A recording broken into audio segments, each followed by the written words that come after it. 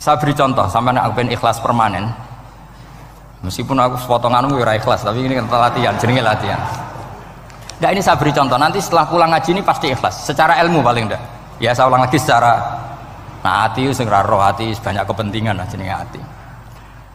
Saya beri contoh, sampai aku pengen ikhlas permanen. Meskipun aku potonganmu ya ikhlas, tapi ini kan latihan, jenenge latihan.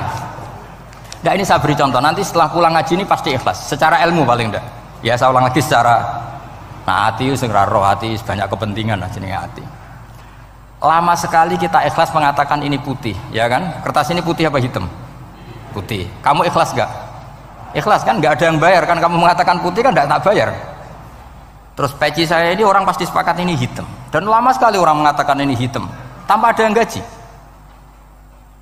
Nah kenapa kita ikhlas? Karena memang faktanya ini putih sehingga kita katakan putih. Peci hitam faktanya juga hitam sehingga kita katakan. Pertanyaannya kenapa ketika Allah kamu katakan Tuhan kamu udah ikhlas, padahal kamu mengatakan ini putih-putih gak ada yang gaji juga mau. Alasannya apa? Karena ini fakta. Gimana? Sekarang Allah Tuhan itu fakta apa enggak? Fakta. Loh kenapa untuk mengatakan Allah Tuhan kamu nunggu opah? Lho iku ngawur tau ora cara ilmu. Mboten ngawur mboten. Ngawur kan? Harusnya kalau mengatakan fakta itu yang ikhlas. Putih kita katakan putih, hitam kita katakan hitam, meskipun nggak ada yang bayar. Nah itu ilmu. Maka kalau kita dengan ilmu nyembah Allah mesti ikhlas. Ya Allah memang kau Tuhan ya tak sembah. Atas nama ilmu loh, saya ulang lagi, atas nama. Tapi kalau atas nama hati, Gusti nggih nyembah nggih nyembah lah Gusti nyuwun opah lah kalau ini kan. Maksudnya ku yo piye no, dadi ribet. Makanya di bab fakta itu Allah ngendikan waman azlamu mimman abadani li jannatin aw narin laulam akhluq jannatan wala naron alam akun ahlan al-uto'ah. Siapa yang lebih zalim ketimbang orang yang menyembah saya yang karena takut surga atau ingin masuk surga atau takut neraka. Andai kan saya sebagai Tuhan tidak menciptakan surga atau neraka, apa terus saya tidak dituhankan? Umpama pangeran ragai swarga neraka tetap pangeran tora, tetap pangeran kan? Jadi ilmu itu beda dengan rasa. Ilmu itu pasti objektif. Nah, dulu saya ulang lagi, orang kafir itu dijak begitu itu mau. Sehingga ketika mereka Islam hari pertama saat itu juga langsung ikhlas karena logikanya permanen. Saya beri contoh ya. Orang kafir itu kan pernah nganggap fungsi Lata, Uzza, Hubal, Manat itu setingkat sama Allah. Padahal mereka oleh mereka dianggap syarik, dianggap setara, dianggap mitra, dianggap sederajat dengan Allah. Sehingga mereka diceritakan Allah balhum qaumu ya'dilun. Mereka komunitas kaum yang menyamakan selain Allah dengan Allah. Padahal gak mungkin kan, selain Allah setara dengan Allah kan gak mungkin. Iku dulu lan nerangno kangelane sak boleh. Cara gurune kuwi. Iki gurune Kanjeng Nabi Muhammad sallallahu alaihi wasallam. Iku nerangkan sekali itu orang kafir paham semua dan semuanya masuk Islam. Itu hebatnya bayina hatta ta'tiyahumul bayin. Nabi cara nerangkan diajari Allah begini. Misalnya saya kerja keras, kemudian beli Innova. Ya, atau adol warisan beli Innova. Kemungkinannya kan kerja keras atau warisan. Utawa ngerayu mertua kelar tuku Innova, kemungkinan itu sing rodok dake itu jalur pintas ngerayu mertua. Lewat bojone maksudnya. Semacam-macam lah. Apapun itu ciri khas pemilik itu nggak ingin orang lain itu setara dengan dia. Kue kerja keras nabung puluhan tahun beli Innova, kemudian teman kamu udah ikut beli, cara menguasai Innova itu sama dengan kamu. Nak nyiler atau pamit atau bensini, sok enak ide. Kue mangkel gak kira-kira? Kamu punya rumah, sono wong mlebu slonang-slonong kayak pemilik, kamu mangkel gak? Mangkel. Nah, Allah cara membuat tamsil itu ya begitu. Halakum mimma malakat aimanukum min syuraka'a fi ma razaqnakum fa antum fihi sawa takhafunahum ka khifatikum anfusakum. Coba kalau kamu punya barang, kata Allah, kamu punya barang, punya sesuatu dan itu milik kamu karena kamu yang beli. Kemudian ada orang lain yang cara memilikinya sama dengan kamu. Mau enggak kamu seperti itu? Ya tidak mau Muhammad, ini milik saya kok ada orang lain yang merasa setara dengan saya, tidak mau saya. Kalau orang lain mau pinjem ya harus ngemis-ngemis lah, harus dodok-dodok. Ya seperti itu Allah itu bumi itu yang menciptakan Allah sendiri. Kemudian kamu menyertakan orang yang tidak ikut menciptakan setara dengan Allah. Ini apa-apaan? Oke mat, kalau gitu Allah la syarikalah. Jadi itu tamsil apa? Saya ulang lagi ya, kalau kamu beli Innova, mau nggak ada orang lain yang cara menguasai Innova itu setara dengan kamu? Mau nggak? Nggak mau kan? Bahkan istri saja nak nganggo kudu pamit. Nah lagi nengan, arah nengan ya oleh. Tapi apapun itu kan tetap saja harus pamit, harus prosedur. Namanya ndak ikut punya. Nah itu kemampuan ini yang mulai hilang di umat Rasulullah. Jadi Nabi itu punya fatona. Fatona itu kecerdasan untuk memberi penjelasan. Disebut orang kafir itu tidak akan infikak, tercerabut dari cara berpikir mereka, munfakin hatta ta'tiyahumul. La bayina itu siapa? Rasulun minallah yatlu suhufam mutahhar. Jadi Nabi itu kalau memberi penjelasan itu gampang sekali. Baik itu penjelasan akidah maupun penjelasan fikih. Dulu di Medina itu abkhosun nasi kailan. Orang Madinah itu orang paling curang kalau dagang dulu sebelum Rasulullah datang. Sehingga misalnya mau beli pelem itu mangga itu, pentil ya dihitung pelem. Jadi busron itu kurma pentil ya dihitung kurma. Misalnya kulaan pari hijau ijo wis dituku, padahal urung jelas dadi padi. Nah nanti kalau kena badai angin ya sudah, apa itu uang itu nggak kembali. Ketika Rasulullah datang, Nabi mau tanya, "Cung tuku apa?" Tumbas pelem. Sekarang satu pohon pelem dituku 2 juta, itu rego pelem ta rego pentil? Mbak sampean jawab ya. Pentil kan gak ono regane, sakmene gitu. Ndak ketika dibayar 2 juta itu rego pentil apa rego pelem? Pentil lho mboten. Ketika pentil sakmene dituku 2 juta satu pohon itu rego pelem ta rego pentil? Pelem kan? Sekarang faktanya pentil apa pelem? Pentil. Makanya Nabi terus tanya, "Qul ara'aitum in mana'allahu as-samrah fabima yastakhilu ahadukum mala akhi." Banyak tak apa loh hadis-hadis. Andai kan nanti pentil ini kena angin, kemudian 2 juta itu bayari apa coba? Diarani bayari pelem rantuk pelem, dibayari pentil itu regane 2 juta, dipangan ora kena. Akhirnya orang Madinah sadar betapa buruknya sistem perdagangan mereka. Wong pentil kok diregani 2 juta. Semenjak itu ada fikih boleh jual pentil itu ba'da budui sholahiyah, setelah jelas-jelas jadi pelem. Paham ya? Dan Nabi cara nerangkan gampang. Fabima yastakhillu ahadukum mala akhi. Lalu alasan halal itu apa? Kamu mengambil uang 2 juta atas nama apa? Atas nama pelem ya Rasul, di peleme. Atas nama pentil, mosok pentil regane 2 juta. Jadi akhirnya orang Madinah sadar semenjak itu tidak jual buah-buahan qobla budui sholahiyah, sebelum kelihatan berstatus napa? Samroh buah. Jadi Nabi itu orang yang kalau menjelaskan itu gampang sekali. Dulu itu Nabi pernah dibully orang Bedui. Nabi pernah ngendikan la adwa wala tiarota wala hamah, tidak ada penyakit menular. Ya ada orang Bedui itu iseng itu ya iseng. Ada unta gudiken, dijejero unta waras. Akhirnya sing waras melok gudiken. Si Bedui ya rodok kurang ajar. Rasulullah ditimbali, ya rodok kacau gitu. Alhamdulillah agak orang kudus nih. Ya Rasulullah, katanya engkau tidak ada penyakit menular. Ini onta ini tidak gudikan, tak jejeri yang gudikan ikut gudikan. Terus Nabi banget pinter ya. Dikira Nabi itu kan kalah ya. Nabi jawabannya enak. Faman a'dal awala. Semua rawi membaca al awala.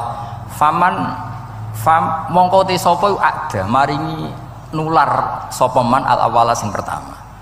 Ya nek iki jarimu ketularan iki, lagi ketularan sapa? Sing pertama gudiken. Wah iku asli lah ya, maksudku ya sing iki. Jadi Nabi itu gak pernah kalah kalau argumentasi. Nah sekarang banyak umatnya Nabi tambah soleh itu tambah rapat iso mikir biasanya. Makanya Mbah Mun terkenal bikin jargon zada khuzuan zada jalan ini. Karena kemampuan fatona itu juga harus diwaris. Saya beri contoh, ini ngaji hujjah, ini masih ngaji tentang Quran. Biar kamu tahu kualitas Quran itu mukjiz betul. Ini tak bacakan 2 kitab yang permanen itu Bukhari. Saya bawa usul fikih yang dikarang Abu Bakar Al-Baqilani, gurunya Imam Haromen. Jadi mbah gurunya Imam Ghazali. Imam Ghazali ngaji Imam Haromen. Imam Haromen ngaji namanya Syekh Abu Bakar Al-Baqilani. Itu orang top, orang terkenal sekali. Itu ngarang kitab namanya I'jazul Quran, itu yang dipakai hampir semua ulama itu. Saya pernah belajar itu pas musim haji. Saking sakralnya kitab itu tak baca berkali-kali pas musim haji, I'jazul Quran. Orang kafir itu kan otaknya sudah error, tapi kandanannya angel. Dan itu kalau kita salah ngelola argumen itu bisa kalah gitu. Saya beri contoh ya. Ketika Nabi Musa memaklumatkan sebagai nabi, itu Fir'aun tanya, "Wa ma Rabbul Alamin?" Lalu Tuhan Rabbul Alamin itu siapa? Jawabnya Musa ge normatif, Rabbus samawati wal ard, yang nuhani langit dan bumi. Fir'aun enak aja, gampang. Ma'alimtu lakum min ilahin ghairi. Saya jalan-jalan kemana-mana yang dituhankan di bumi saya, berarti ya saya Tuhan. Soal kemungkinan Tuhan di langit, terus Haman dipanggil. Haman itu arsitekturnya Fir'aun. Ya Haman ibn li sorkhal ali abluhul asbab as-samawati fa'attali'a ila ilahi Musa. Haman bikinkan piramida yang tinggi supaya saya bisa melihat Fir'aun. Tuhannya siapa? Musa. Wa inni la'adzunuhu kadziba.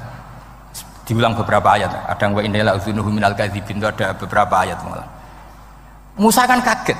Oh ini nak piramida dadi Fir'aun munggah mesti ra roh pangeran. Wong sing aku nabi ora tau roh langsung pemenang santri ta barang ora roh. Ini kan Fir'aun, Musa akhirnya bingung. Jadi misalnya munggah tenan mesti ra roh Allah, padahal kata Musa, kata siapa Fir'aun? Ibnili sorkhal ali abluhul asbab as-samawati fa'attali'a ila ilahi Musa. Kemudian saya bisa melihat Tuhannya siapa? Musa. Wah jare Musa, wah prono iki nak munggah tenan tetep ra roh Allah, jare Allah gak ono. Wong Firaun wis kadung geblek. Angger gak roh berarti gak ono. Apa yang dilakukan Nabi Musa? Beralih argumen. Saya ulang lagi, beralih argumen. Ya sudah, definisinya tidak seperti itu. Tuhan definisinya tak rubah. Rabbukum wa rabbu abaikumul awalin. Saya mengerani buyutem. Wah, itu langsung sak majelis separuh itu iman. Wah, ini nak Fir'aun pangeran, buyut-buyutnya rano pangeran. Karena pangerannya datang terlambat. Ini aneh, pangeran dhisik buyute piye? Mung buyute ra pangeran kok putune pangeran. Akhirnya Fir'aun langsung cara Jawa asemane wah entek. Nah, makanya kalau Syekh Nawawi ngendikan, kalau debat kok wis muring-muring wis ra ilmiah. Makanya terus Fir'aun la as'alannaka minal masjunin, tak penjara gue. Dia sudah ada ilmiah lagi. Ketika Rabbus samawati wal ardi, Fir'aun masih berusaha ilmiah. Saya kemana-mana dituhankan fil ardi, maksudnya di bumi. Soal kemungkinan di langit, saya nanti bikin bangunan, mau lihat Tuhanmu Musa. Tapi ketika dipojokkan dengan Rabbukum wa rabbu abaikumul awalin, yang nuhani nenek moyang kamu, entek Fir'aun. Waduh, aku di bapak di mbah, mbahku yura pangeran kok putune pangeran. Berarti mbahku tanpa apa? Pangeran. Wah ribet. Penjara Musa. Jadi emosi dia karena sudah nggak bisa debat sudah. Jadi semua nabi itu ciri khasnya itu punya kemampuan argumentatif. Makanya nabi itu harus fatona, harus punya kecerdasan. Dan itu juga yang dilakukan Quran ketika nafyu uluhiyati ghairillah, ketika menafikan bahwa selain Allah itu pasti tidak Tuhan. Ya tadi, kalau Allah itu punya pesaing sebagai Tuhan, ya namanya Tuhan, reputasinya ya aruni madza khalaqu minal ardi am lahum syirkun fis samawati. Mungkin kalau orang-orang tajwid hanya nekuni fis samawati tuni, itu fis samawati tuni, itu kan urusan tajwid ya. Tapi kalau kita yang ahlul makna itu nekuninya kalau merasa Tuhan itu ya punya reputasi. Di antara reputasinya itu ikut menciptakan langit dan bumi. Nah dengan demikian namanya bayinah. Bayinah itu kebenaran yang ketok welo-welo. Sehingga orang kafir itu tidak bisa berbantah-bantahan lagi. Nah, ini disebut lam yakunil ladzina kafaru min ahlil kitab wal musyrikina munfakina hatta ta'tiyahumul bayinah. Bayinah itu siapa? Rasulun minallah yatlu suhufam mutahharah. Makanya orang kafir dulu itu matur nuwun tenan mbek Islam. Mergo qad ja'atkum bayyinatum mir rabbikum. Bayinah itu harus ada. Makanya kita sekarang harus sesering mungkin bikin bayina. Misalnya begini, saya ini kan kiai. Kiai itu kan untuk menunjukkan bahwa yang paling membahagiakan itu sholat. Ya tersiksa kita itu kita kalau tidak sholat, kita tidak sholat. Ono kiai kok tersiksa radhi duwe, itu rapati kiai. Mereka berarti orang dadekno sholat itu himmah. Nah caranya gimana? Kita latih misalnya begini tak, sampean tak latih, nak sampean ora paham berarti ra kiai. Kudu paham, nak paham berarti wis kiai. Suatu saat nanti kita di mahsyar itu kan perilaku kita disuting Allah, direkam, video kamu itu direkam. Pas direkam kowe muni duit untuk duit girang, untuk bojo girang, pokoknya untuk yang duniawi itu girang. Bareng bar salat biasa-biasa wae. Terus kita takoki pangeran, jongke bar salat biasa wae, bareng untuk duit kok girang. Penting di duit mbek salat. Mau sini-sini wong, misalnya ketemu pangeran ngoten kan di sini-sini wong. Beda dengan Rasulullah. Rasulullah itu anggar radi sumpek nonton mloko ngator ngidul ngaron ngidul. Sampai ngendikan arifna ya Bilal, tolong saya kasih istirahat ya Bilal. Ketika Bilal datang ngetuk pintu, ya Rasulullah as-sholat, Nabi terus sopan. Karena mau ketemu kekasihnya. Makanya ngendikan wa qurratu aini fis sholat. Sopan. Jenenge fis sholat itu sopan. Saya berkali-kali ngaji bilang karena kenangan terbaik kita ketika ning donya itu tahu sholat. Jadi nak disoteng pangeran, sebenarnya ketemu pangeran kan pantas. Ning donya tahu sholat, tahu sujud kan keren. Nah, hal-hal seperti ini tuh harus dijelaskan. Sayyid Zainal Abidin itu nak sholat itu aslinya mau kepengen 2 rakaat, sholat sunat mau kepengen 2 rakaat. Tapi setelah sholat itu dia merasa ya Allah, matur nuwun jenengan kasih rezeki sholat, sehingga terus sholat lagi sebagai syukur diberi sholat 2 rakaat. Saking syukurnya sholat lagi itu nggak tahu akhirnya setiap hari itu 1000 rakaat. Dan itu dilakukan dengan keasikan yang luar biasa. Karena terus isin, aku jagungan mbek konco sak jame betah, jagungan mbek apa 8 menit entuk 20 rakaat itu isin nah. Itu ya duwe isin maksudnya ya. Iki cerita wong duwe isin, nek sing mboten nggih monggo lah niki pilihan, niki cerita mawon. Sampeyan aja takok, lha Gus wae iso nglakoni itu ora, gak sopan takok kiai, paham. Itu cerita mawon. Tapi saya bisa bayangkan perasaannya orang-orang soleh. Wong nak duwe isin itu jagungan mbek kanca wae asik. Padahal kanca iki ra jelas prospeke, cara donya ya ora jelas, akhirat ya ora jelas. Lho iki jagungan mbek Allah kok kesusu, ini makhluk model apa kan? Hamba model apa? Lho Kanjeng Nabi itu tak ceritani. Garwa paling disenengi Sayyidah Aisyah. Wayu perawan. Siddiqah gelare. Lha niku Sayyidah Aisyah saking kepingine dikumpuli Nabi niku nak Nabi salat malam niku turu ning ngarepe. Ya turu ning ngarep. Nabi ku mboten gaya kok sampeyan dinggon salat khusus mboten nggih salate nggih teng ngene sarine. Masane kan kada kaji-kaji sugih ana ruang salat. Ana sajadahe, ana tasbih komedi. Gaya tok. Kula bolak-balik dolan wong sugih-sugih. Monggo Gus nggon pesolatan. Wah iso ambu malaikat blas gak ana yakin. Gaya tok wis. Aku elek-elek yo gawa Quran mampu lah, ana malaikat ora mampu lah. Potongane wis 11. Nabi ku mboten nggih sederhana sing didamel qiyamul lail nggih sing teng kamare Sayyidah Aisyah niku. Niku Sayyidah Aisyah ku jarak tulu Malang. Lha niku yo ora dibeda mek Nabi nek pun kepengin salat nggih salat mawon. Nak pas qiyam niku pas berdiri Sayyidah Aisyah ndelojor. Jebule salate diterusno, pas Nabi badhe sujud, akhirnya kakinya ditekuk. Ngekeki ruang Nabi sujud. Akhirnya kenangannya Sayyidah Aisyah, akhirnya Nabi bilang ke saya, dari ini ata'abbadu li rabbi, aku keizin. Aku tak asik mbek pangeran. Fataraktu hawa ya li hawahu. Segelem ra gelem aku ngalahno kepenginku dikumpuli Nabi, mergo demi senenge Nabi mbek pangeran. Iso sampean niku tahajud ngenteni nenengan mbek bojo. Wong bojo elek kok ninggalo tahajud iki. Ah, amit tenan jelas. Dane ora bojone ayu malah ora tau napa? Tahajud. Wis musibah tenan iki, wis musibah.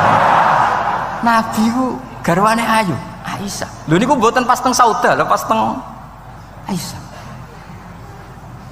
Lho niku sing nyekseni nak Kanjeng Nabi jumeneng nganti mlentoh niku Aisyah. Dia agak tahu mikir, kok Aisyah, lo jajal ke bojo wayu, kok bergak tahajud. Pas rukun loh ya, nara rukun agak tunggaling, pas rukun. Lagi agak tahu mikir, wong neng Sayyidah Aisyah pas rukun qiyamul lail nganti swaromat qadamahu nganti melentok.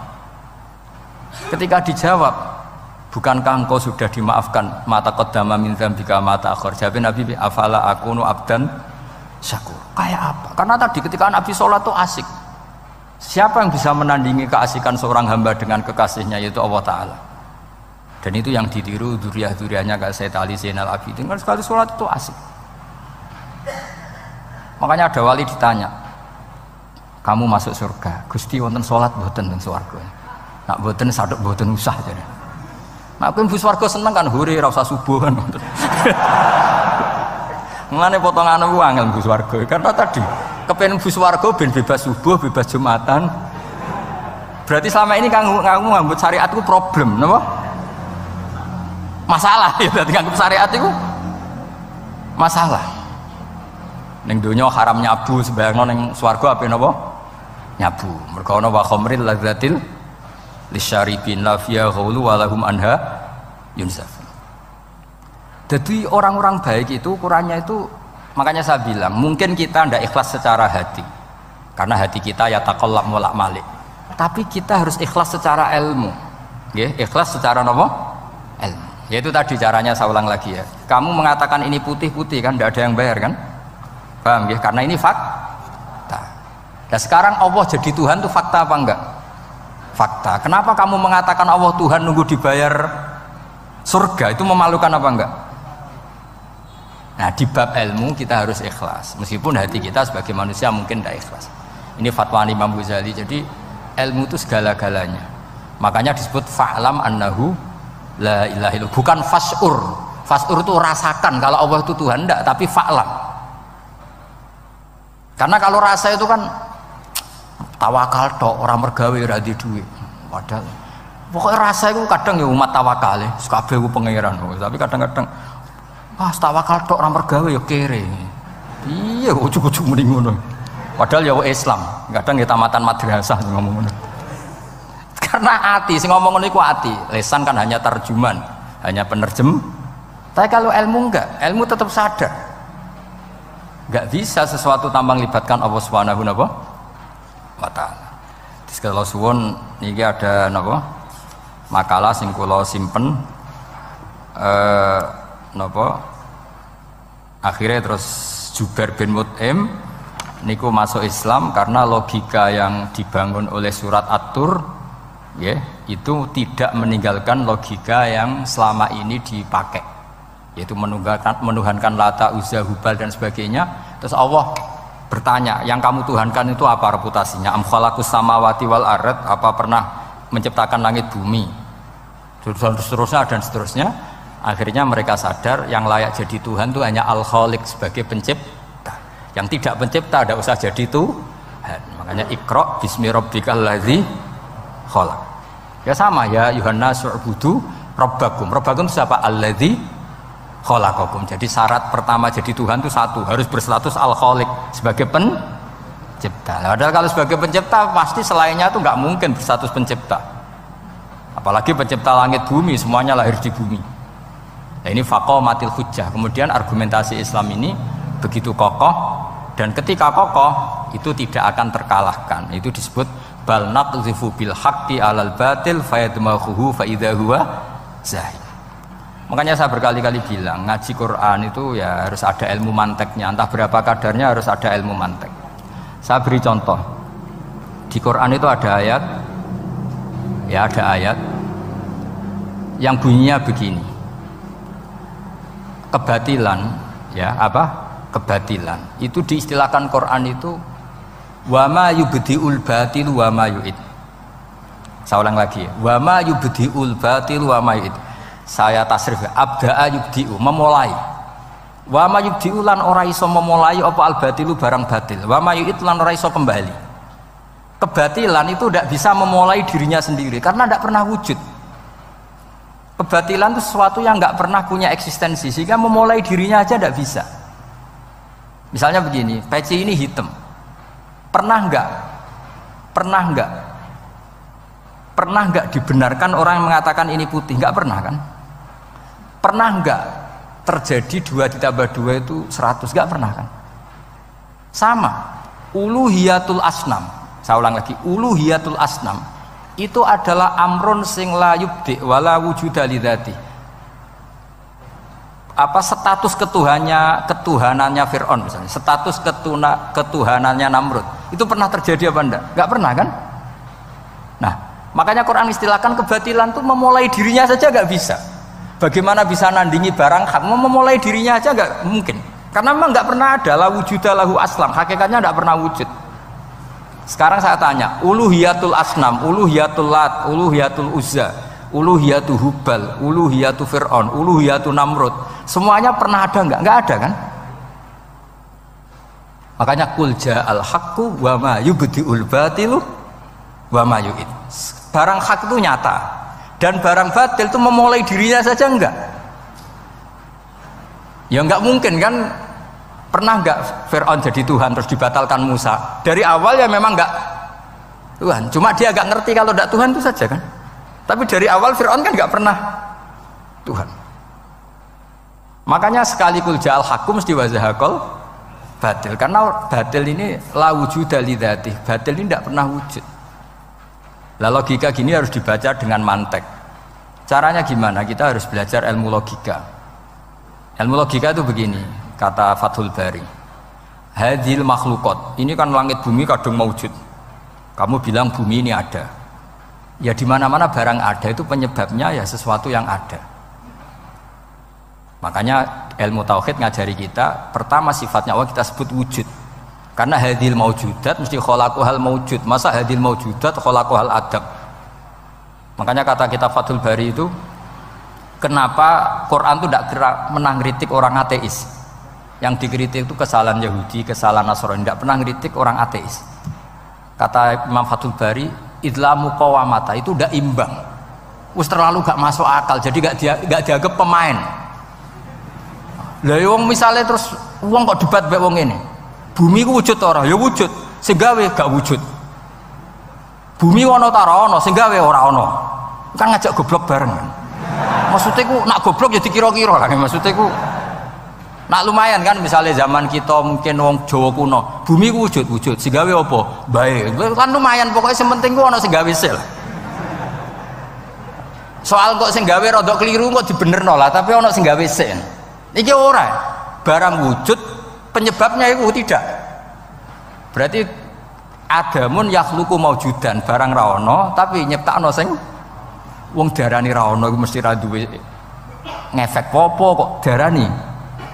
Itu aneh kan, sesuatu yang enggak ada menciptakan yang ada. Nah beda dengan agama yang lain, meskipun menyebut Tuhan itu 3 atau menyebut Tuhan itu salah, tapi kan menyebut wujud gitu. Lah iku ana lumayan nih, karek beneri sithik lah. Lah Islam lagi datang wujud sing pencipta jenenge Allah Subhanahu wa taala.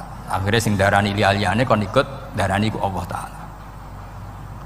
Nah artinya gini, ateis itu tidak rival karena terlalu lah, mosok akal sehat dijak goblok bareng. Ya aku mau hadil maujud khalaqahul adam, ini wujud tapi penciptanya enggak ada. Lah nyiptakno apa ya ora ono. Berarti apa? Al adamu yakhluqu maujudan, barang ra ono menciptakan yang tidak ada. Padahal khasnya enggak ada itu apa? La yu'athir wa la yakhluq. Jenenge barang enggak ada pasti tidak bisa menciptakan. Jadi ben sampean ngerti ya, jadi supaya lah itu yang dimaksud amkhuliku min ghairi syai'in. Jadi saya ulang lagi ya, dalam ilmu kalam syai' itu wa indana syai'u huwal maujudu wa sabitun fil kharijil maujudu. Yang dikatakan syai' itu sesuatu yang wujud. Jadi kalau hadil maujudat, alam ini ada, pasti penciptanya sesuatu yang ada. Nah karena pencipta itu ada dan dia pencipta, mau tidak mau harus bersifat qadim. Masa yang menciptakan wujudnya dulu yang diciptakan, maka harus berstatus apa? Qadim. Ya dados kula suwun wae kula insyaallah tetap ngaos ulumul Quran saking kitab Bukhari. Niki cerita-cerita tiyang kafir mendengarkan Quran kemudian faham. Makanya dalam muqaddimah Majmu' yang dikarang sarah-sarah sekarang itu ada 6 doktor dari Al-Azhar ngarang kitab Sarah Majmu'. Karena dulu dikarang Imam Nawawi tapi hanya sampai bab riba. Terus diteruskan oleh 6 doktor dari Al-Azhar. Di antaranya ada penjelasan begini. Islam itu datang dengan hujjah. Wa hadhihi la yukawwinuha as-sayf wa innama tukawwinuha al-hujjatu wal barahin. Islam itu datang dengan argumentasi. Dan itu tidak bisa dipaksakan pakai pedang tapi pakai logika. Ya kayak tadi yang saya contohkan, semua nabi pasti ngendikan qad ja'akum bayyinatum mir rabbikum. Bayyinah itu logika yang ketok welo-welo. Di antaranya tadi yang dibangun Rasulullah ketika ngadepi Jubair bin Mut'im, ngadepi Sayyidina Umar, ngadepi Khalid bin Walid dan banyak, akhirnya aslamu khina sami'ul Quran. Mereka Islam ketika mendengarkan Quran. Karena tadi Quran ini datang dengan argumentasi yang tidak terbantahkan.